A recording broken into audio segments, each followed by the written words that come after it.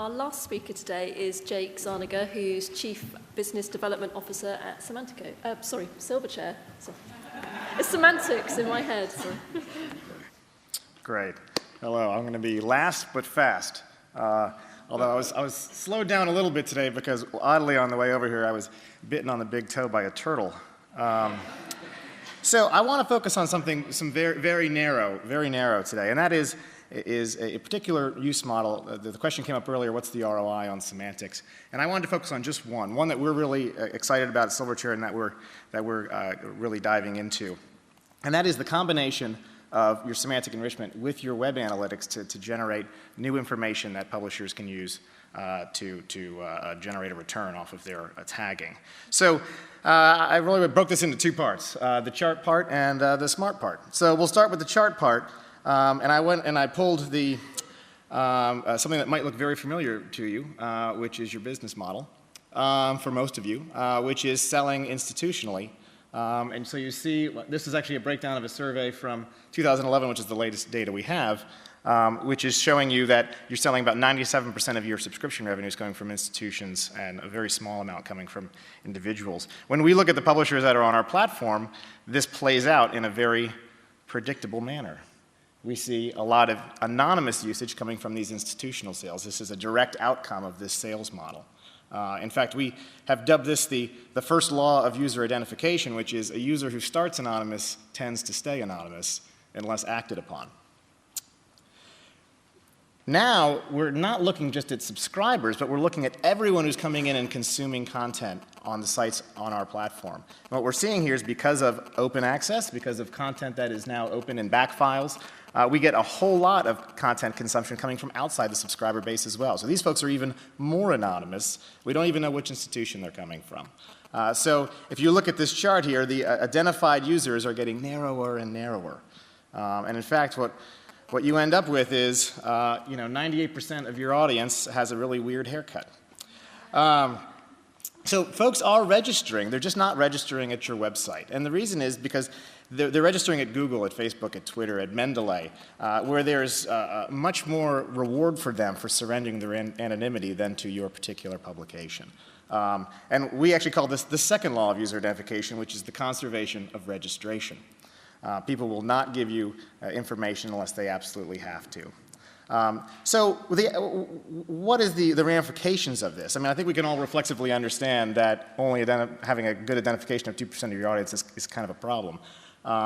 Alice Meadows at Wiley recently published in the Scholarly Kitchen a note in which I pulled out a piece of it that folks are feeling less connected to their users and knowing what those users want, what they're going to want, and anticipating their needs because they feel that they have lost that connection, especially through this sales model. So we need to address this, and this is where I think semantics and analytics can be combined together in order to provide some really interesting solutions for you. I'm actually going to go outside of STM for a second in order to show this model in action in another area, and that would be at Netflix. I'm assuming you're all familiar with Netflix as far as the online video and streaming service that it will be currently taking over the world of TV and film shortly.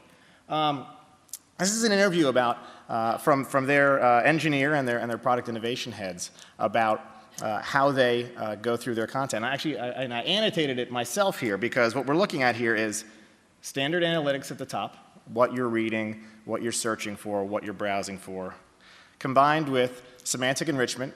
Now, they're in the world of TV and movies. They can actually have hand tagging that makes sense.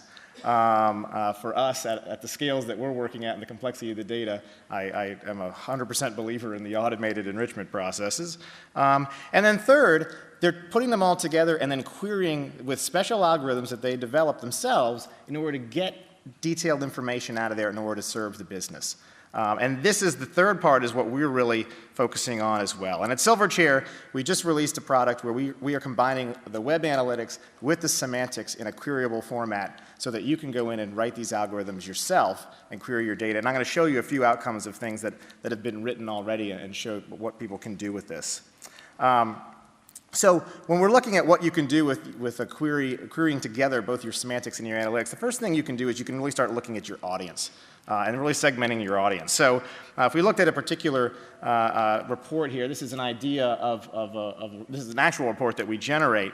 What we're looking at here is you have varying amounts of information about your users. Some folks you know who they are and where they're from. Some folks you only know what institution they're at, and some folks you know nothing about. They just came to you over the web. You don't recognize the IP. But you can start building profiles of them and start looking at what they're interested in.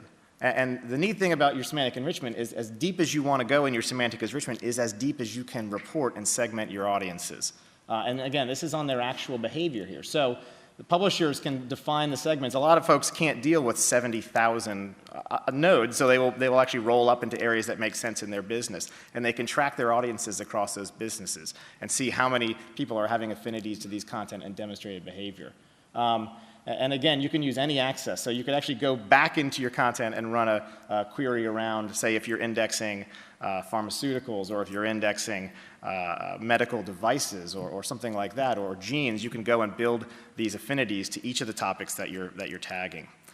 So this is really hopefully a very powerful way to get more intel on your users without having them to have to surrender it themselves.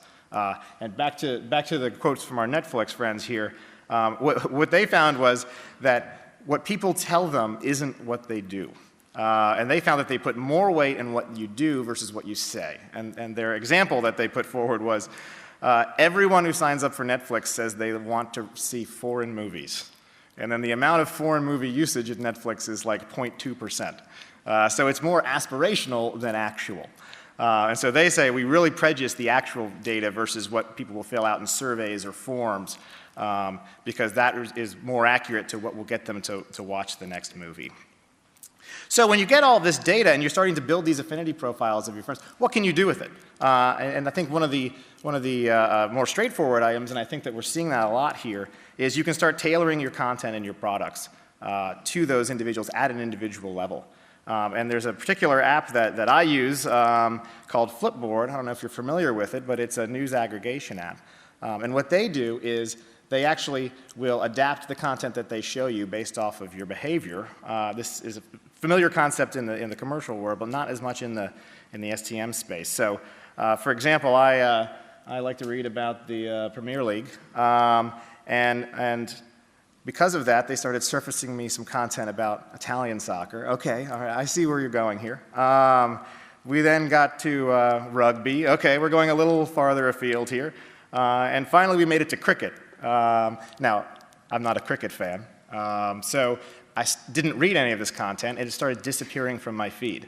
Okay, all of this happened without me ever registering at Flipboard. I've never signed in, I've never given them my name. They know who I am because of my device, especially my mobile device, which I don't share with anyone. And so this idea of giving an adaptive behavior, an adaptive content in order to drive me to read more and more content is certainly something that is a useful application here. And finally, an area that we're also looking into is by doing this type of analysis, you can actually give yourself a better decision framework for developing new content and new products.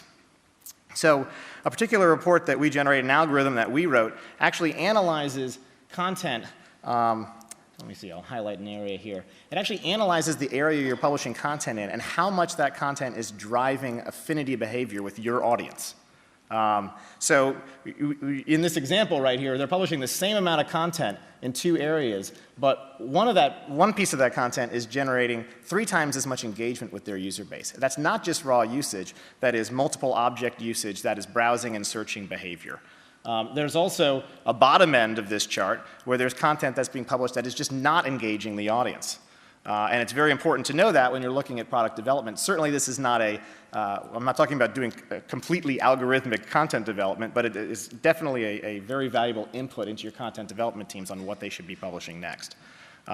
One thing that's very important about all these reports is that they change over time. So you can query these and see how a user is changing their preferences, but also how your entire audience is shifting their focus into certain areas, and make sure you stay ahead of that. So to wrap it up, the question is, does this work? Can you detail profile your audience and develop content on that? Well, I'm going to let Netflix take us to the big finish here.